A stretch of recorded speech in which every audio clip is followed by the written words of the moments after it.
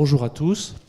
Donc, nous engageons maintenant en co-animation avec Élodie Emery une séquence consacrée au thème très impressionnant qui est savoir si la santé peut-elle refonder le social ou penser les maux de la société. Donc pour aborder ce sujet, nous avons, je dirais, la chance collective d'accueillir le docteur Mourgue, qui représente le Conseil national de l'Ordre des médecins à cette table. Monsieur André Acari, qui est le président du Conseil départemental de Saône-et-Loire, et Louis Gallois, qui intervient ce matin au titre de la présidence de la Fédération des acteurs de la solidarité. Alors, comment dire, vous comprendrez du coup qu'avec Élodie, on a fait le choix d'une animation minimaliste pour nous donner l'opportunité ensemble d'écouter ces personnalités. Mathieu Klein, qui est le président du conseil départemental de Meurthe-et-Moselle, devrait nous rejoindre en quelques instants. Quelques mots de présentation pour ce qui me concerne. Donc, David Cos, je suis assez heureux, Pascal, que tu m'aies demandé, avec Élodie, d'animer cette table, parce que elle résonne pour ma trajectoire de manière amusante. Pour ma part, je suis un directeur d'hôpital défroqué, si vous me permettez ce terme.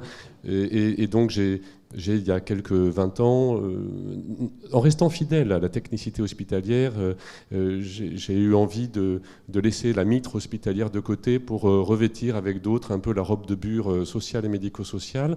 Et je suis aujourd'hui dans un groupe privé non lucratif, SOS, où, en dépit de mon grand âge, je continue à apprendre le champ social et médico-social, qui est d'une largeur de gamme et de technicité, d'ailleurs souvent méconnue des collègues hospitaliers et du champ médical. Donc quelques mots introductifs avant de vous donner la parole, docteur, si vous êtes d'accord. En fait, la question intervient aujourd'hui de manière très stimulante parce que pendant plusieurs siècles, le champ social et le champ médical ont été confondus. On était dans l'univers du caritatif. Et en fait, les deux champs se sont émancipés l'un l'autre, se sont même presque quelque part construits l'un à côté de l'autre, voire l'un contre l'autre. Sous le contrôle du spécialiste à mes côtés, le monde médical, grâce à quelques révolutions médicales et techniques, s'est engagé dans la conception d'un outillage moderne, diagnostique, thérapeutique très puissant, notamment après la Seconde Guerre mondiale, et avec les impacts conjugués des antibiotiques, du curare, des barbituriques. Et donc les grands plateaux techniques, les tripodes, ont pris un peu la place dans les villes des flèches des cathédrales d'autrefois, comme signal collectif de la manière dont le contrat social va pouvoir s'exercer en direction de tout le monde. Voilà. Et pendant ce temps-là, le champ social s'est lui-même outillé, s'est lui-même structuré. Et on pourrait même dire que, d'un point de vue identitaire, il a été nécessaire à l'un et l'autre champ parfois de se construire l'un contre l'autre. Pour en sourire, Élodie, nous avions dans nos professions de directeurs du champ hospitalier ou du champ social et médico-social ceux qui parlaient du projet de soins, tandis que les autres opposaient leur oriflamme, qui était le projet de vie. Hein, voilà. Et les cultures de soignants, les cultures de socio-éducatifs, finalement, se sont structurées de manière parallèle, avec une large méconnaissance des uns par rapport aux autres. Et on peut dire aujourd'hui que les grands défis collectifs de santé publique, les maladies chroniques, bonjour monsieur Klein, les maladies chroniques, le vieillissement de la population, et puis aussi la question de la précarité, mettre du flou entre les frontières classiques du champ médical et hospitalier, du champ social et médico-social. Pour ainsi dire, pendant 3 décennies, le champ social et médico-social, c'était le champ dans lequel on avait renoncé à guérir, en quelque sorte. Oui, mais le temps long de l'accompagnement d'aujourd'hui, la personnalisation et la nécessité de faire face à ces nouveaux défis viennent largement estomper ces frontières. Et puis, pour terminer sur un élément plus actuel, on peut dire que le mouvement des Gilets jaunes, le grand débat national, alors que la question de la santé n'était pas posée à nos concitoyens, a remis la question de la santé comme un des enjeux importants du contrat social. Alors, nous avons comme orateurs, comme intervenants, différentes sensibilités, différents niveaux de responsabilité dans le système. Docteur Mourgue, si vous êtes d'accord, je vous proposerai volontiers de démarrer parce que lorsque nous avons préparé cet échange, vous m'avez indiqué que vous étiez dans la représentation du Conseil national de l'ordre, mais aussi voilà, dans une pratique de médecine générale dans le Lot-et-Garonne avec une compréhension très concrète de ce qu'il en est du moment où le social rencontre le médical. Et je pense que c'est dans ces deux expériences, dans ces deux sensibilités qu'on aimerait vous écouter. C'est à vous. Merci de votre accueil. Vous l'aurez remarqué, ce n'est pas le médecin qui s'est présenté par sa spécialité, mais il a été présenté ainsi, puisque j'ai cru comprendre à la table ronde qui précédait que les médecins avaient l'habitude de se présenter par leur spécialité. Bon. Alors lorsque j'étais invité en remplacement du président qui est empêché à cette table ronde, c'est vrai que j'ai été interpellé d'emblée par le titre de la table ronde. La santé peut-elle refonder le social et penser les maux de la société? Donc je pense quand même qu'il y a une réflexion, un prérequis qui s'impose par le choix de ce titre. C'est que cela suppose que le modèle social français est décidément mis à mal. Et pourtant, c'est quand même paradoxal. C'est un pays où les prélèvements obligatoires sont les plus élevés au monde, et un des pays qui est les plus redistributifs et où les inégalités sociales sont les plus modérées. On considère que la France est dans les 5 pays de l'Union européenne, sachant que l'Union européenne est quand même un socle de pays le plus égalitaire en termes sociaux. Et cela suppose aussi dans son titre que la santé ne joue pas pleinement son rôle dans le pacte républicain de cohésion sociale qui, on l'a vu, est mis à mal. Alors, on peut s'en étonner encore. Souvenez-vous, il n'y a pas si longtemps que ça, en 2001, l'OMS consacrait notre système de santé comme le premier au monde. Et encore récemment, l'adresse publiait un rapport sur la consommation des soins et des biens médicaux de 2018, où le reste à charge pour les foyers pour ces consommations est le plus faible au monde, 7%. Alors, pourquoi en est-on arrivé là? Et la deuxième partie de mon propos mettra l'accent sur les inégalités sociales et territoriales. Comme vous l'avez dit, effectivement, j'exerce la médecine générale en Lot-et-Garonne. J'ai été président de ce conseil départemental de l'Ordre des médecins pendant 9 ans, président de la conférence de territoire pendant 3, et je suis encore dans un conseil de surveillance d'un centre hospitalier en Lot-et-Garonne. Vous le disiez vous-même, c'est un système qui a été basé pour des raisons historiques sur le curatif, ou trop sur le curatif. On ne reviendra pas sur des causes historiques plus profondes qui remontent à des polémiques anciennes sur le 19e siècle, les officiers de santé, la reconnaissance insuffisante d'un modèle hygiéniste, etc. On mettra plutôt en exergue les réformes de Debré de 1958 et celles qui ont accompagné ensuite et qui ont fait des hôpitaux un pôle d'excellence. Mais sur le plan de la société française alors, l'espérance de vie en 1960 était de 13 ans inférieure à celle qu'elle est aujourd'hui, et encore en 1990, elle était de 6 ans inférieure.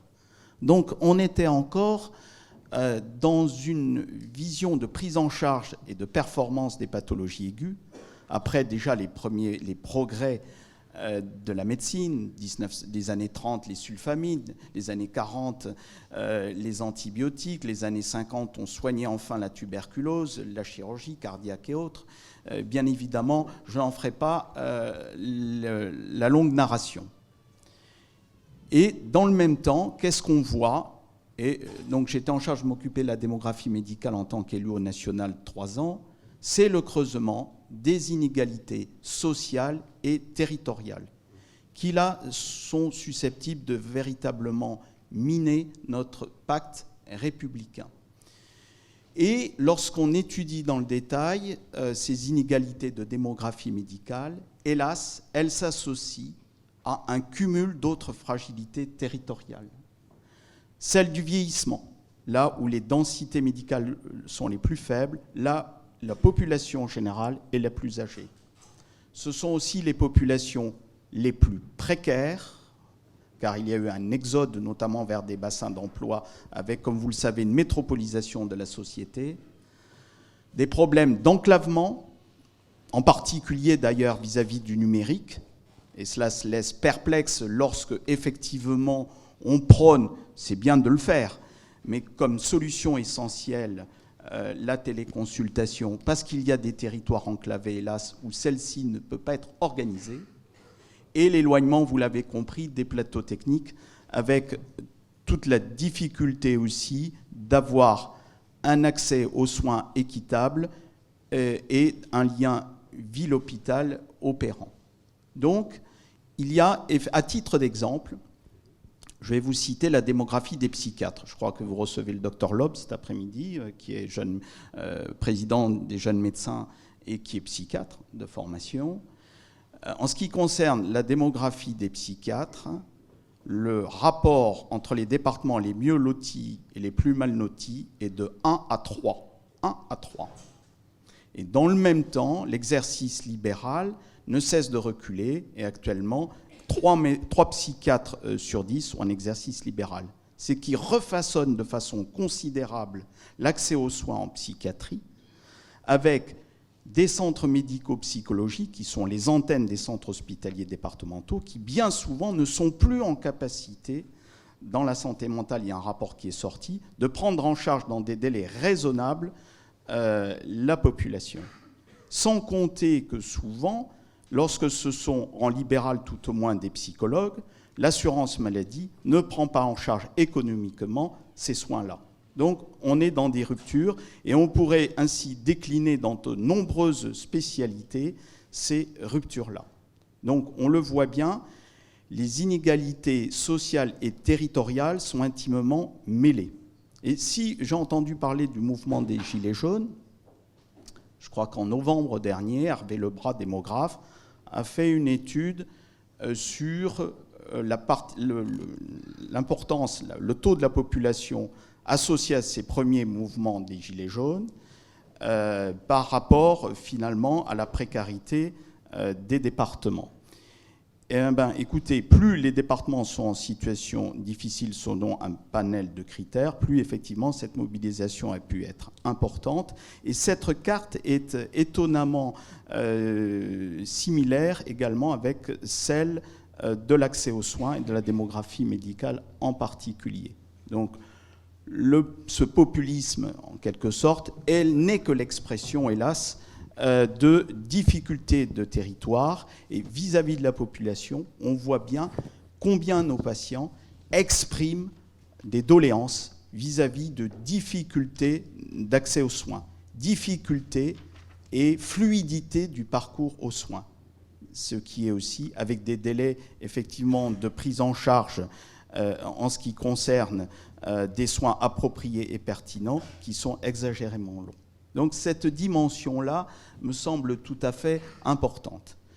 Et enfin, je terminerai le propos. Je vous disais qu'effectivement, on est un système qui a été trop basé sur le curatif. Si on prend la prévention, il y a, comme vous le savez, quand même une réorientation, même si elle est trop timide à nos yeux, d'une politique de santé vers de la prévention. On voit bien pour les dépistages organisés, tels que le cancer du sein par exemple, qu'il y a une inéquité, que les catégories socio-professionnelles favorisées ont davantage accès à ces dépistages organisés, où elles s'y prêtent plus volontiers, ce qui fait que les courbes de mortalité entre les catégories les plus favorisées et les moins favorisées se sont ainsi croisées. Ce sont aussi des éléments importants. Et puis encore, et je terminerai mes propos là, on va prendre en cancérologie les traitements individualisés, qui sont des traitements onéreux dans un certain nombre de situations, certains cancers où les marqueurs sont négatifs du sein ou de l'ovaire, et qui peuvent assurer une amélioration, une espérance de vie sensiblement prolongée, mais qui sont de l'ordre de plusieurs milliers d'euros par mois. Là aussi, maintenant, avec l'avènement de ces traitements onéreux, mais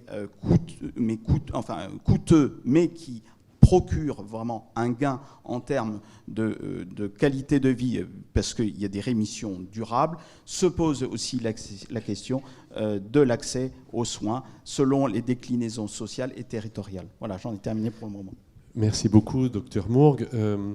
En fait, il me semble que les dernières phrases que vous avez prononcées tendent très très naturellement le micro à Louis Gallois, puisque vous avez évoqué très clairement la question des difficultés d'accès à la prévention comme aux soins, le sujet de la précarité. Louis Gallois, vous êtes connu comme un dirigeant d'entreprise emblématique de très grandes maisons, d'aérospatiales en passant par Airbus et la SNCF, mais vous êtes aussi très identifié comme quelqu'un de très engagé sur les questions sociales, avec la présidence déjà depuis plusieurs années de la Fédération des acteurs de la solidarité, qui fédère l'ensemble des acteurs de l'action très sociale en direction des personnes en situation d'exclusion, qui a été renommé très récemment et qui était aussi connu sous le sigle de la FNARS pendant de longues années. Donc quelle est l'approche qu'est la vôtre de ces liens entre social et médical, voilà, que le docteur Mourgue vient de souligner?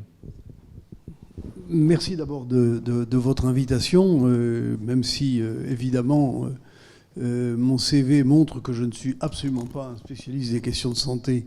Mais j'ai peu de choses à dire après ce que vient de dire le docteur Mourgue. Le diagnostic qu'il a fait, nous le partageons totalement. Et j'ajoute que la fédération que je préside, qui réunit à peu près 900 associations engagées dans la lutte contre l'exclusion, est concentrée sur des publics qui sont les plus exclus. C'est-à-dire qu'il y a en France 8,5 millions de pauvres, c'est-à-dire de personnes sous le seuil de pauvreté. Et les associations sont plutôt focalisées sur 4 à 5 millions de personnes qui sont celles qui ont les handicaps les plus importants. Et je ne peux que dire que pour ces personnes, tout ce qu'a dit le docteur Mourgue est une réalité, et une réalité amplifiée. Et plus on va vers les populations les plus exclues, et je pense notamment aux migrants, mais pas uniquement aux migrants, je pense aussi à la pauvreté rurale, je pense à la pauvreté des personnes âgées, etc. Plus les inégalités d'accès aux soins sont une réalité. Et toute notre difficulté, lorsque l'on aborde ce sujet, est de savoir comment on va traiter cela. Nous avons une organisation qui est quand même assez en silo, c'est-à-dire que on traite les problèmes de santé, on traite à côté les problèmes sociaux. Vous avez, dans votre introduction, indiqué que le social et la santé fonctionnaient jusqu'au XIXe siècle totalement intégrés, puis qu'elles se sont séparées. Je veux dire que j'ai trouvé votre analyse intéressante. Et nous avons actuellement, non seulement les deux branches sont séparées, mais elles ont acquis des cultures différentes. C'est-à-dire qu'on ne raisonne pas de la même manière dans les deux champs. Et tout notre travail, toute notre question, c'est de voir comment on peut rapprocher, évidemment, la santé et l'approche sociale. Parce que les personnes dont nous avons la charge, des publics dont nous nous occupons, sont évidemment des publics ayant énormément de problèmes de santé. Quand vous n'avez pas de logement, quand vous êtes en centre d'hébergement, je ne parle pas quand vous êtes à la rue, quand vous n'arrivez pas à nourrir correctement vos enfants, etc., les problèmes de santé s'accumulent. Et j'ai été intéressé aussi par ce que vous avez dit sur prévention et curatif. Il est clair que ces publics sont encore plus éloignés de la prévention que du curatif. Et nous devons essayer de voir comment on peut rapprocher ça. Alors comment arriver à faire dialoguer ces deux mondes, le monde de la santé et le monde du social? Là, je pense qu'il faut que chacun fasse un pas vers l'autre. Il y a un certain nombre de structures qui existent. Alors je les ai notées parce que les conférences régionales de santé et d'autonomie, les conseils territoriaux de santé, les conseils locaux de santé mentale, etc. Ces structures existent, elles ont été créées par des lois successives, mais on ne sent pas encore véritablement une osmose dans l'approche des problèmes. Il faut que nous construisions des partenariats entre le monde de la santé et le monde du social qui soient à la fois des partenariats très territorialisés et en même temps qui vont jusqu'au cas individuel. Jusqu'au cas individuel. Il faut que nous puissions aborder les cas individuels des personnes parce que les problèmes de pauvreté sont des problèmes individuels. Chaque personne est différente. Et nous devons aller jusqu'au cas individuel. Ça suppose de la formation. Nous regrettons que dans les études de médecine, il n'y ait pas assez de formation à l'approche des publics très précaires. Nous essayons nous-mêmes de former les travailleurs sociaux qui n'y sont pas directement conduits à acquérir le vocabulaire, les pratiques qui leur permettront de travailler avec les personnels de santé. Ils accompagnent évidemment les personnes dans les passes, donc ils ont des contacts, mais il faut qu'ils arrivent à parler le même langage que les personnels de santé. J'ajoute aux problématiques qui ont été soulevées par le docteur Mourgue une qui nous préoccupe, c'est le refus de soins. Le refus de soins est une réalité en France. Nous avons d'ailleurs, avec le défenseur des droits, interpellé le Conseil de l'ordre sur ce sujet. Nous n'avons pas eu encore de réponse, mais nous avons interpellé le Conseil de l'ordre sur le refus de soins. Nous pensons que, là aussi, moi je ne cherche pas à stigmatiser une profession qui, a priori, refuserait soins. Il faut que nous comprenions pourquoi il y a refus de soins.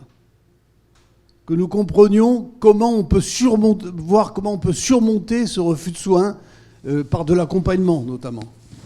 Je pense qu'il est extrêmement important que ce problème du refus de soins soit abordé entre nous, c'est-à-dire entre les instances du corps médical et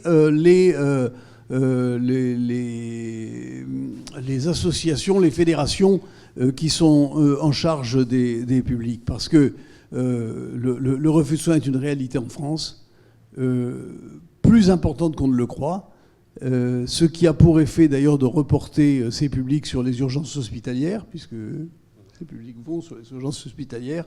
Et encore une fois, nous avons besoin de comprendre. Moi, je dois vous dire très franchement, je comprends que avoir un SDF dans sa salle d'attente, ça peut poser un problème. Comment on le traite? Il ne s'agit pas de dire que les SDF n'ont pas droit à la médecine. Mais comment on traite ce sujet? Et je pense que cela n'est possible que si nous sommes capables de dialoguer. Puisque j'ai le micro, je vais soulever un dernier problème qui n'est pas lié directement à ce que je viens de dire, mais quand même pas si éloigné. Nous avons en France une question qui est posée actuellement sur l'aide médicale d'État. L'aide médicale d'État, vous savez, c'est cette aide médicale qui permet aux personnes en situation irrégulière de bénéficier de soins. C'est un acquis formidable sur le plan de l'égalité. C'est présenté actuellement dans le débat public comme un des éléments de ce fameux appel d'air qui fait que les migrants viendraient plutôt en France qu'ailleurs parce qu'ils pourraient bénéficier en particulier de soins gratuits. Nous nous insurgeons alors, de manière radicale contre cette théorie de l'appel d'air telle qu'elle est présentée. D'abord parce qu'il y a eu des fake news là-dessus, les prothèses mammaires posées à des personnes qui viendraient faire du tourisme médical en France, etc.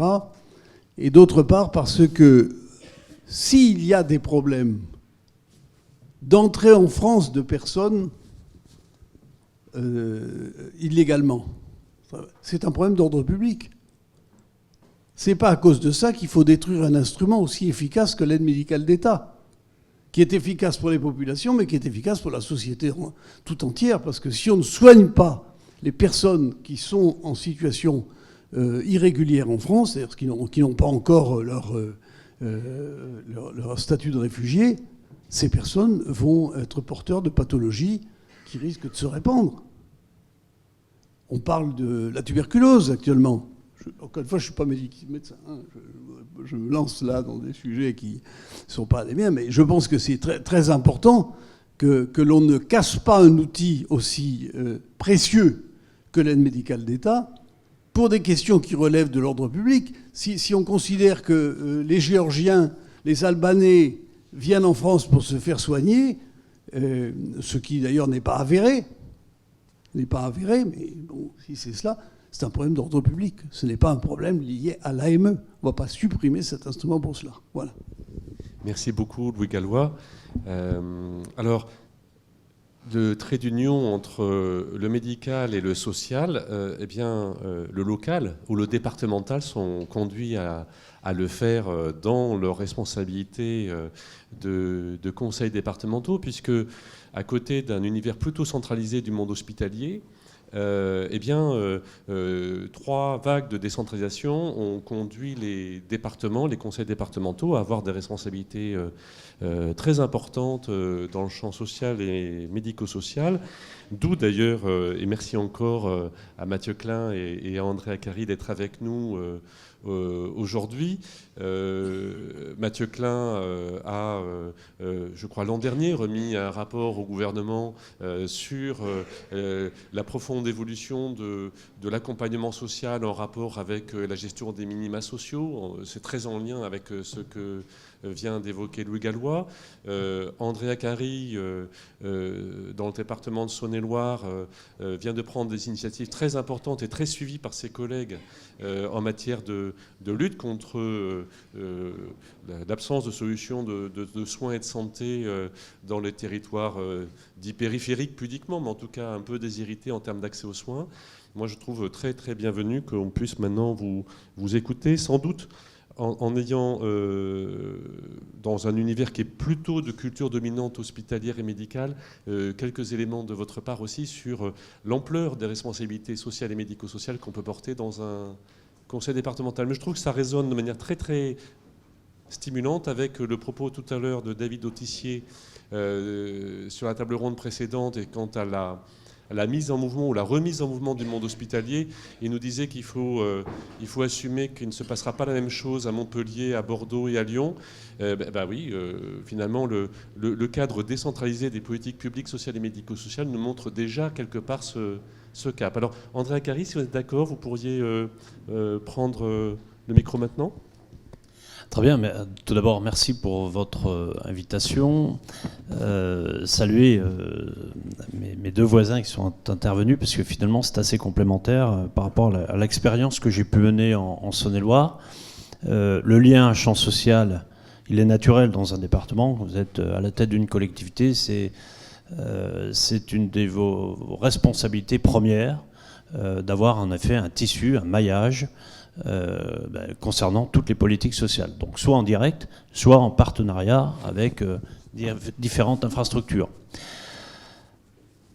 Bien avant les Gilets jaunes, moi j'avais fait le constat, c'est-à-dire en 2015, quand je suis devenu président de ce département, parmi toutes les questions qu'on doit traiter, que j'allais droit dans le mur en termes de maillage de la médecine générale dans mon département. Et comment faire un lien entre justement la santé et le social si vous n'avez plus personne pour vous occuper de l'aspect médical. Alors en sachant qu'un département n'avait pas le droit aujourd'hui de faire ce que j'ai fait, puisque j'étais dans la complète illégalité pendant quelques mois avant que les choses soient finalement résolues au niveau de la loi. Mais en 2015, ayant fait ce constat, j'ai commencé à réfléchir et surtout à regarder finalement ce que je pouvais faire. Mais déjà comprendre comment fonctionnait finalement la médecine, notamment la médecine générale. Donc j'ai pris mon bâton de pèlerin et j'ai été voir beaucoup de monde, vraiment beaucoup de monde. Évidemment, les premiers, j'ai envie de dire ceux qui sont en première ligne, les médecins généralistes, libéraux, dans le maillage urbain ou rural, comprendre comment s'exercer leur pratique, leur activité.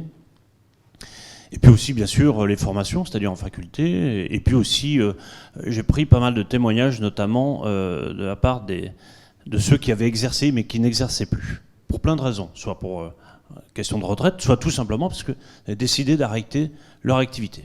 Voilà. Et puis après, j'ai regardé ce que je pouvais faire.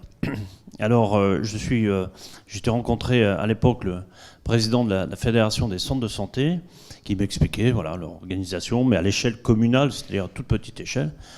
J'ai dit, c'est ce que je vais faire, mais à l'échelle départementale. Tout ça, pourquoi à l'échelle départementale ? Parce que tout simplement pour éviter la concurrence urbaine, où ils auraient les moyens de le faire, et rurale, où ils n'ont plus les moyens de le faire, et d'avoir un équilibre sur l'ensemble du territoire. Et donc j'ai commencé, une fois que j'avais cette idée en tête, évidemment de prendre entre guillemets le pouls chez les médecins généralistes et de leur demander leur avis, c'est-à-dire de les mettre vraiment dans la boucle avant de préparer le projet. Bien sûr le président de l'ordre des médecins du département, bien sûr le directeur de l'ARS région Bourgogne-Franche-Comté, etc., etc. C'est-à-dire tous les partenaires. Et puis ensuite j'ai construit le projet. Toujours avec l'ambition de le faire vraiment à l'échelle d'un département, mais pas seulement un recrutement et l'installation, c'est le montage d'un vrai projet de santé. Et donc j'ai fait voter ça en septembre 2017, parce qu'évidemment la question de santé est dans la bouche de tous les habitants. Alors on a l'impression de découvrir ça au moment des Gilets jaunes, mais moi c'est en 2015, vous ne pouviez pas faire, une sortie publique sans qu'on vous évoque cette question-là. Ou alors vous êtes complètement dehors de la réalité. Mais en tout cas, c'est quelque chose qui est... Alors on interpelle le maire, parce que j'ai plus de médecin, comment je fais demain ? Donc c'est une question que je voulais vraiment prendre en main. Et donc en septembre 2017, j'ai fait voter un dispositif, un centre de santé départemental, voté bien sûr à l'unanimité. Avant, j'avais écrit à tous les maires du département pour leur demander, dans les différentes zones, s'ils pouvaient me mettre à disposition des locaux pour faire des cabinets de consultation, parce que nous ne manquons pas de locaux. Ça, c'est un petit coup de pied aux fameuses maisons de santé qu'on sollicite régulièrement les collectivités pour en construire. Donc nous ne manquons pas de locaux, en tout cas c'était le cas en Saône-et-Loire. Et donc, évidemment, très spontanément, les élus m'ont fait un chèque en blanc, c'est-à-dire m'ont tous proposé, évidemment, des locaux un peu partout, en zone urbaine ou en zone rurale. Et donc, j'ai eu l'autorisation de recruter, à partir du mois d'octobre 2017, pour une première ouverture en janvier 2018. Juste un exemple, une petite ville de 7000 habitants, sur un bassin de vie de 14 000 habitants. Autrefois, il y avait 11 médecins généralistes. Au moment où je l'ai ouvert, il n'y en avait plus que 2, parce que le troisième, très jeune, a décidé de prendre sa retraite à 77 ans. Pour la petite anecdote, le jour où il a annoncé qu'il allait s'arrêter, 3 mois avant, les gens faisaient la queue depuis 6 heures le matin, tout simplement pour renouveler l'ordonnance. Donc, premier centre de santé à Digoin. Alors je résume, puisque après on s'est installé, j'avais fait un maillage sur l'ensemble du territoire.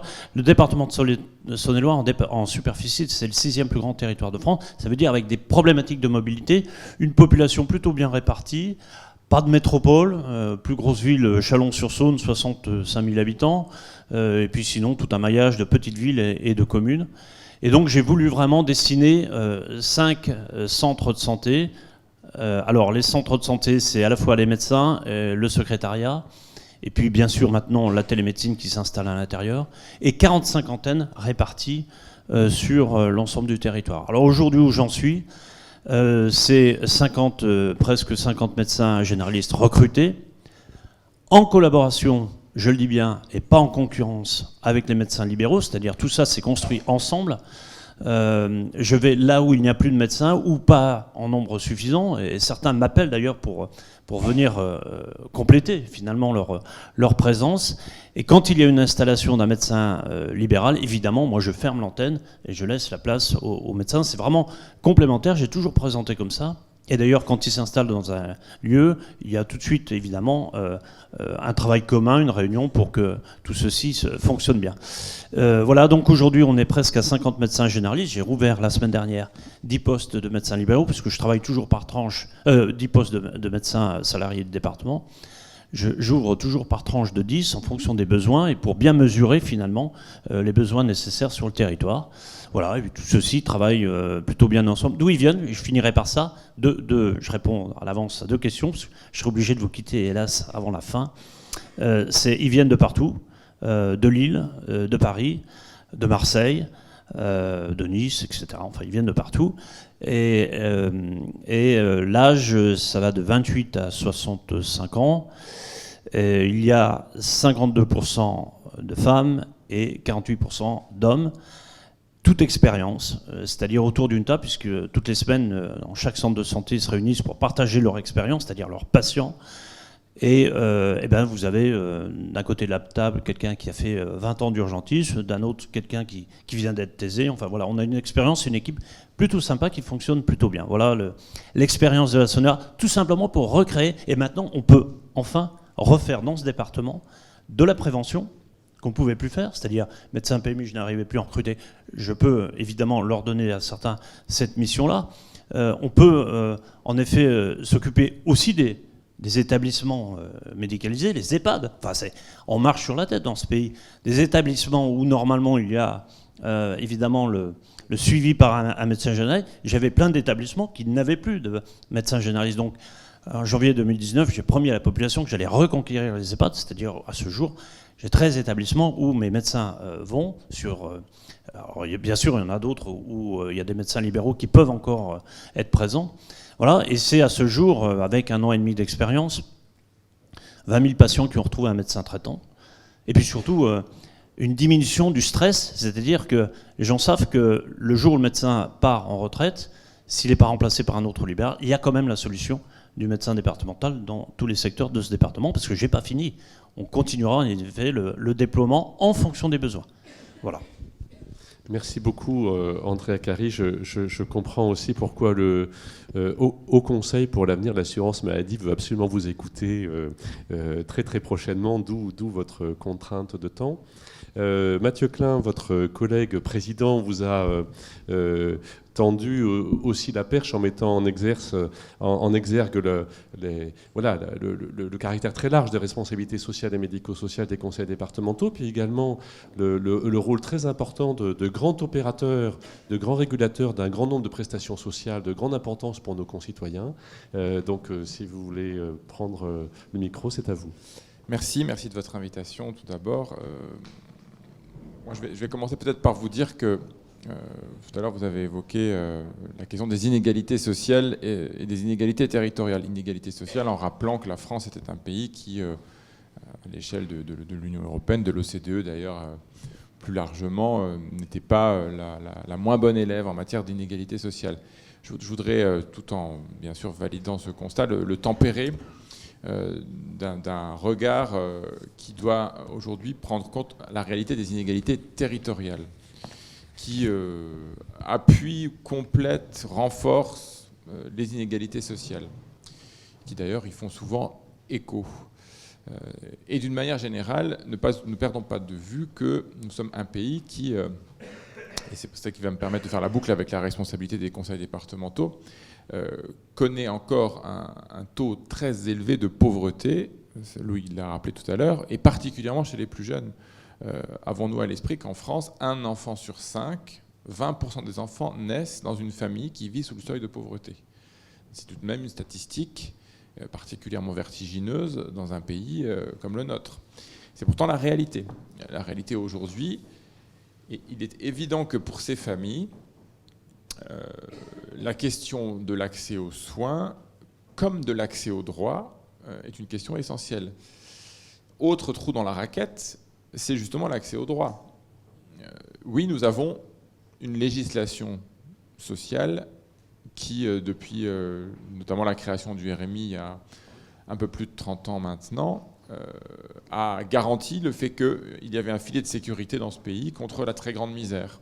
On ne pouvait pas basculer en deçà d'un certain seuil, et que le RSA est venu le compléter, le transformer, et les débats actuels sur le revenu universel d'activité qui a vocation à se substituer à l'ensemble des minima sociaux selon les intentions annoncées par le président de la République l'année dernière, viennent encore ajouter cette pierre à l'édifice.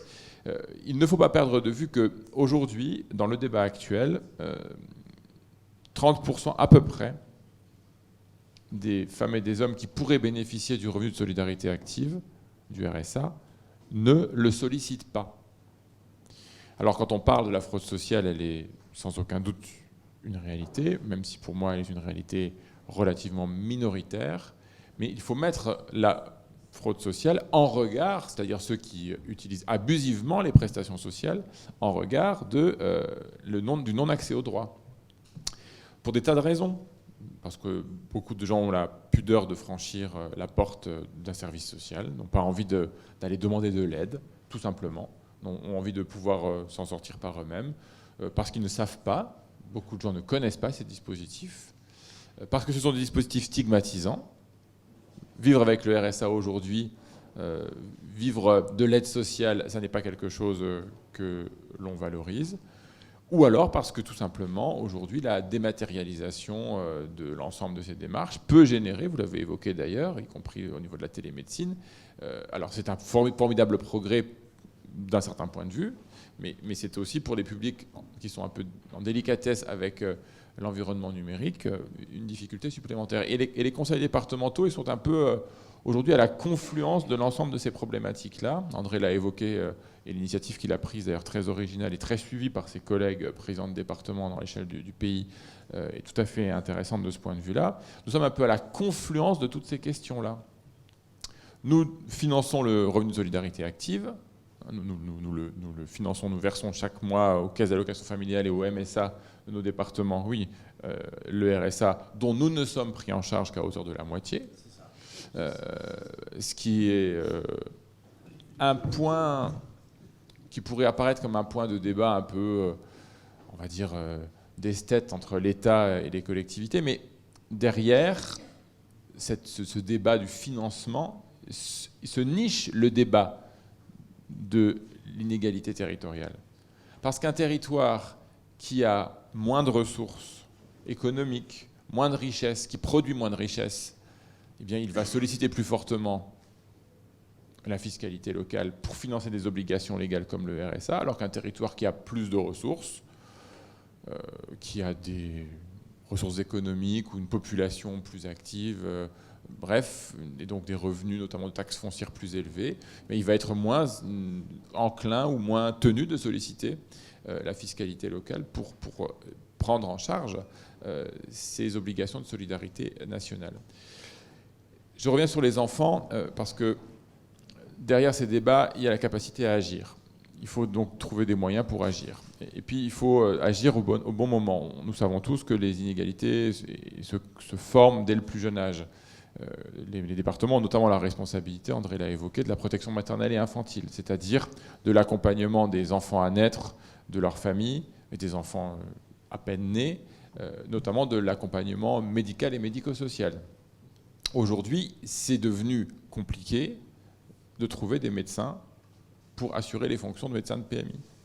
Parce que ce sont des rémunérations qui sont évidemment moins attractives que l'exercice libéral ou l'exercice salarié dans d'autres institutions.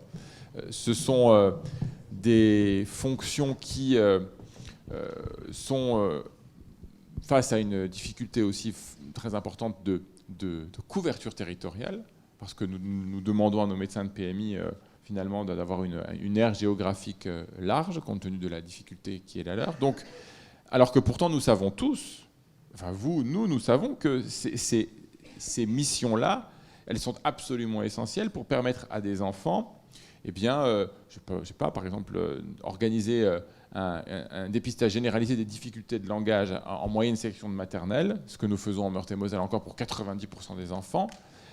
Ça permet d'éviter de basculer dans le curatif parfois lourd un peu plus tard dans la vie. Permettre à des familles d'accompagner correctement les premiers mois. Alors on parle maintenant des 1000 premiers jours, ce travail qu'Adrien Taquet est en train de conduire sur ce sujet qui est tout à fait intéressant. C'est éviter des soins lourds, on a parlé des soins psychiatriques notamment, la prise en charge correcte sur le plan psychologique notamment des familles qui sont parfois fragiles, éviterait tant de difficultés ensuite que nous-mêmes nous continuons à suivre pour les cas les plus difficiles, puisque nous avons aussi la responsabilité de l'aide sociale à l'enfance. J'ai évoqué donc la PMI, l'ASE, l'aide sociale à l'enfance, la protection de l'enfance. Les départements ont cette responsabilité de prévenir et d'accompagner les enfants qui sont privés de l'autorité parentale, pour une raison ou pour une autre.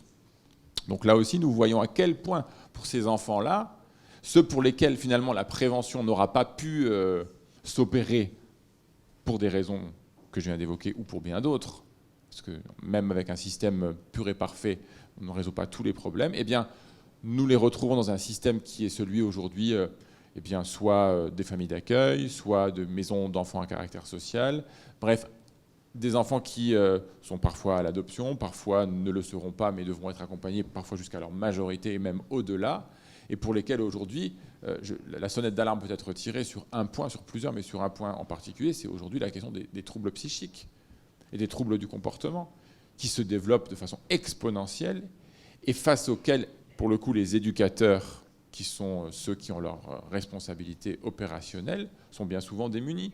Et ce lien, vous l'avez évoqué, entre la psychiatrie de ville, qui est quand même aujourd'hui sinistrée, globalement à l'échelle du pays, notamment en territoire rural, et qui du coup ne sait pas répondre. Les CMP qui sont tous tellement surchargés que pour avoir le moindre rendez-vous, ça se chiffre en mois, pour ne pas dire parfois plus encore, y compris pour des cas très difficiles. Eh bien, cela renvoie finalement au social, la charge de situations dont nous savons qu'elles ne peuvent être uniquement gérées sur le plan social. Et ça appelle aujourd'hui à un effort collectif beaucoup plus large pour faire en sorte que ces enfants, leurs familles, puissent être accompagnés au bon moment, c'est-à-dire très tôt, de façon pluridisciplinaire. Et oui, il faut aller, comme le disait Louis tout à l'heure, jusqu'au cas individuel. Il faut qu'on soit capable d'avoir des instances de pilotage politique qui se déclinent jusqu'au cas individuel. Alors ça existe parfois, mais chaque institution fait avec les moyens dont elle dispose. Et c'est parfois difficile de mettre tout le monde autour de la table au bon rythme. Mais en tout cas, ce sont des défis qui sont aujourd'hui absolument majeurs. Parce que dans nos territoires, eh bien, ces questions-là sont des questions qui aujourd'hui prennent une place centrale sur le plan budgétaire, sur le plan humain. Et les collectivités sont un peu le carrefour les départements sur ces politiques-là, sont un peu le carrefour de l'ensemble de ces problématiques. Donc oui, on peut, je crois, aujourd'hui se donner quelques marges de progrès ensemble entre le monde médical, le monde médico-social et le monde social pour l'accompagnement de ces familles. Merci, messieurs, pour ces constats. Ces chiffres, cet état des lieux réaliste, mais en même temps assez alarmant pour ce qui est de la pauvreté, pour ce qui est des inégalités territoriales, qui pourraient conduire au pessimisme, mais qui, par certaines initiatives, nous poussent et sans doute font un éloge de la créativité, et peut-être du hors-la-loi, effectivement, puisque ça résonne avec ce qu'on disait précédemment sur la confiance dans les acteurs de terrain, cette incapacité en France qu'on a à faire confiance aux acteurs locaux. Et la réponse est trop souvent par des normes, par des conseils locaux, départementaux, par des réglementations qui rassurent, mais finalement qui empêchent d'agir. Moi, je voulais rebondir sur Monsieur Mourgue. Vous parliez tout à l'heure vous devez partir, Monsieur Akkari. Donc, merci beaucoup pour votre présence, votre intervention. Et puis, bravo pour vos initiatives. Vous parliez effectivement de déserts médicaux, mais finalement, ces constats-là, on les partage et on débat sur ces éléments-là depuis plus de 20 ans. Est-ce que, c'est une question qui pourrait paraître un peu provocatrice, mais est-ce que ça n'est pas la demande qui s'exprime aux cabinets médicaux ou à l'hôpital? Est-ce que c'est vraiment une demande de soins ou est-ce qu'il s'agit davantage d'une demande d'écoute, d'une demande sociale, d'une demande d'orientation dans les dispositifs divers et variés? Et est-ce que c'est bien aux médecins d'y répondre? Est-ce que ce n'est pas à d'autres professionnels? Et est-ce que vous laissez suffisamment la place à d'autres dispositifs, d'autres territoires qui interviendraient en complémentarité et qui vous permettraient de jouer votre rôle de soignant?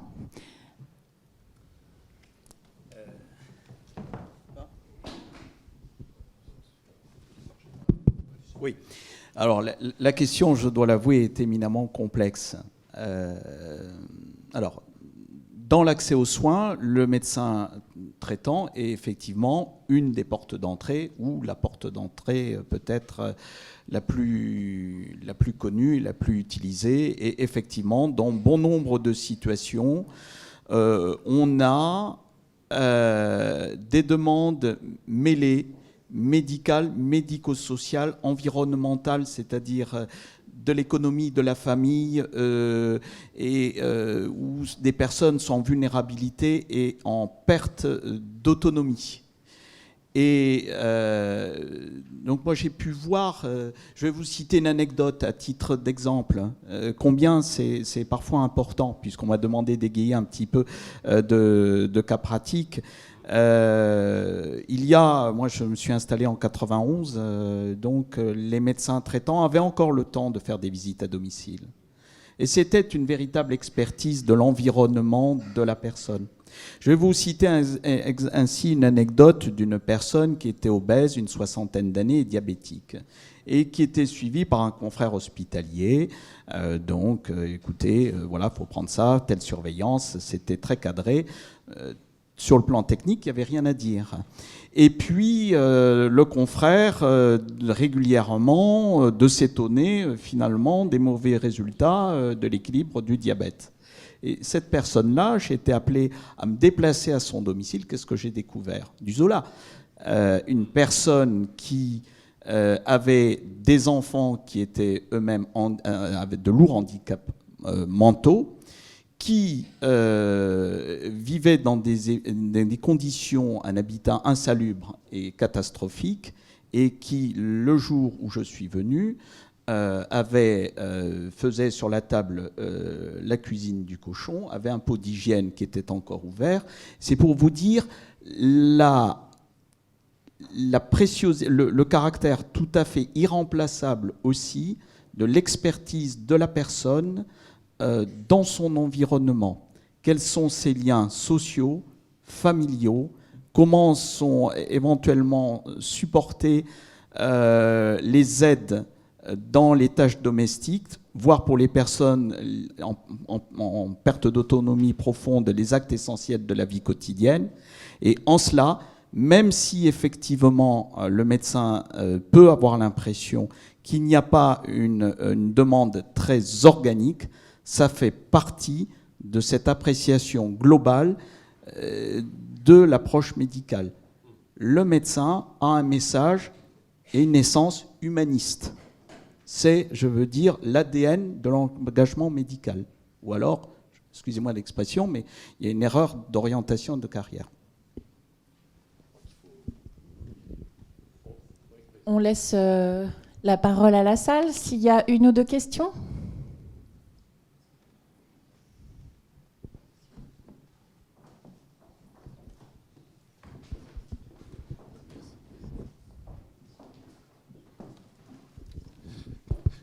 Oui, Renaud Degas, la veille des acteurs de la santé. Une question, est-ce qu'il ne manque pas en fait quelqu'un autour de la table? C'est Bercy. Parce qu'on s'aperçoit, que ce soit au niveau des professionnels, au niveau des interactions entre les différentes collectivités locales, que ce qui coince à l'arrivée, c'est le système de budget en silo, l'infongibilité des enveloppes, ce qui fait qu'on est incapable de considérer qu'une action au moment A va faire des économies sur l'enveloppe B, C ou D, et que du coup, on réfléchit enveloppe par enveloppe, avec une pression constante sur chaque enveloppe, et qu'il n'y a pas de vision systémique du budget. Voilà. Donc, pour détendre l'atmosphère, voilà. Je peux faire une blague? Oui, vas-y. Ouais. C'est parce qu'à l'époque, on avait dit que Louis Gallois irait à Bercy. Moi, je vais quand même répondre à cette question parce qu'elle est très lourde. Nous n'arrivons pas à accréditer l'idée que la prévention est un investissement. C'est ça notre problème. Je ne parle pas uniquement de la prévention sanitaire, je pense aussi de la prévention des risques sociaux. Par exemple, aider quelqu'un à sortir du surendettement, c'est lui permettre d'éviter de glisser dans l'exclusion. Aider quelqu'un à ne pas être expulsé, c'est lui permettre de garder un logement. Et ce que vous dites est également vrai pour la santé. Nous n'arrivons pas à faire passer l'idée qu'un certain nombre de dépenses sont des investissements. Et ça, je vois ça aussi dans le domaine de l'emploi. Actuellement, un chômeur de longue durée coûte à la société ou ne génère pas de recettes qui, au global, représente le SMIC brut chargé, c'est-à-dire 18 000 euros. Nous sommes en train de faire vérifier cela par l'Inspection générale des finances, parce que nous avons fait ce calcul et nous souhaitons qu'il soit validé par l'État. Si on arrive à démontrer que mettre quelqu'un à l'emploi avec le SMIC ne coûte pas plus cher que de le garder au chômage de longue durée, on a fait un progrès considérable. Il faut qu'on arrive à démontrer que l'argent public peut être utilisé de telle manière qu'il économise de l'argent public pour l'avenir. C'est-à-dire que c'est un investissement. Et ça rejoint votre question. Et pour compléter d'un mot ce que vient de dire, parce que je partage complètement cette idée de transformer en fait notre regard sur l'investissement social. Ça, c'est une demande que nous formulons depuis des années. Et je vous donne une illustration très concrète. Depuis maintenant 1 an et demi, nous sommes les 350 plus grandes collectivités de France, parmi lesquelles les conseils départementaux, sont soumises à ce qu'on appelle le pacte de Cahors. Ce qui veut dire que nous ne pouvons augmenter notre budget de fonctionnement d'une année sur l'autre de plus d'1,2%, ce qui, du point de vue de la bonne gestion des deniers publics, va droit au cœur de tous les contribuables qui sont dans cette salle, je n'en doute pas un instant. Et je veux dire que nous le faisions déjà depuis très longtemps, indépendamment de ce qu'on nous dit de faire, mais surtout aujourd'hui, cela bride la capacité à innover, parce que nous n'avons pas besoin de Bercy pour rendre nos budgets fongibles. Il y a des tas de choses qu'on peut faire aujourd'hui sans l'autorisation de Bercy, mais si chaque fois que vous bougez un orteil, aujourd'hui, ce qui est le cas, chaque fois que vous voulez, je ne sais pas moi, par exemple, aujourd'hui, on a parlé brièvement des personnes âgées, eh bien, trouver un autre mode de financement pour les services d'aide à domicile, qui sont quand même des premiers recours absolument essentiels, qui évitent un passage aux urgences, qui éviterait près de 4 passages aux urgences sur 10 pour les personnes âgées aujourd'hui, et qui sont dans un état de crise profonde de recrutement, de formation, d'implantation territoriale. Si nous étions capables, nous, d'utiliser simplement les moyens dont nous disposons, de les mêler à ceux des agences régionales de santé, et qu'on nous laisse tranquilles pour faire en sorte que nous rendions plus attractifs ces métiers, eh bien, nous sommes obligés aujourd'hui de mettre ça à chaque fois en regard du risque budgétaire que nous prendrions à nous voir sanctionnés par l'État, parce que c'est ça qui se passe concrètement, si nous dépassons le 1,2%, de nous voir retirer une partie de nos dotations. Donc aujourd'hui, ça incite à une surprudence, y compris sur des politiques qui, effectivement, si on les laisse se déployer, sont pour, d'une manière générale, la puissance publique, des sources d'économie qui sont absolument gigantesques. Mais nous ne faisons pas le premier pas. Oui, alors, je crois qu'il faut vraiment... Allez-y, Très brièvement, un des plus gros gisements d'économie sur le plan financier, tout en préservant et au contraire en améliorant la qualité de soins, c'est la transversalité. Or, trop souvent, le système en silo fait qu'il n'y a pas un parcours de soins personnalisé avec l'ensemble des acteurs sanitaires et médico-sociaux, hospitaliers et de ville. Et croyez-le, on pourrait créer à ce moment-là des gains considérables tout en améliorant la qualité des soins produits. Les bons colloques créent des frustrations. On vous applaudit, merci.